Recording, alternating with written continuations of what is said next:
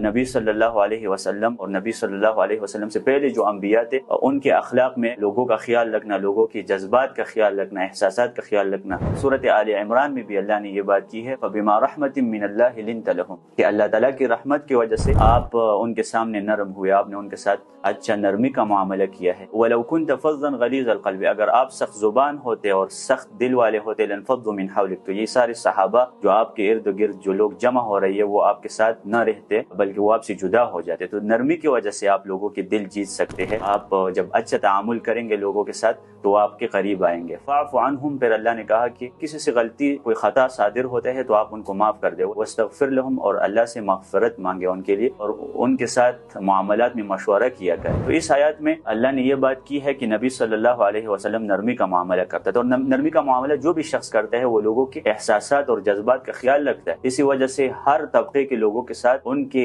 ذہن، ان کے عقول، ان کے معاشرے کے مطابق ان کے ساتھ تعامل کرتا ہے۔ قاسمی رحمہ اللہ مشہور مفسرین میں سے ہے، وہ کہتے ہیں فَبِمَا رَحْمَةٍ مِّنَ اللَّهِ لِنْتَ لَهُمْ کا یہ مطلب ہے للمؤمنین عموماً، یعنی آپ عموماً مومنین کے لیے نرم ہے، صحابہ کے ساتھ نرمی کا معاملہ کرتے ہیں۔ نبی علیہ السلام بہت سارے مجالات میں صحابہ کے ساتھ اور اعراب کے ساتھ خصوصاً، یعنی بدو ہوتے تھے، صحراؤں سے جو لوگ آتے تھے جو سخت، جن کے بارے میں اللہ تعالیٰ نے کہا الاعراب اشد کفرا ونفاق، یہ کفر اور نفاق اعراب میں زیادہ ہے، اور یہ لوگ اللہ تعالیٰ کے احکام کے بارے میں جانتے نہیں۔ تو اکثر جب اعراب آتے تھے نبی صلی اللہ علیہ وسلم کے ساتھ سختی کا معاملہ کرتے تھے، لیکن سوال سختی کے ساتھ ہے اور جواب نرمی کے ساتھ۔ یہ بالمؤمنین رؤوف الرحیم ہے نبی صلی اللہ علیہ وسلم۔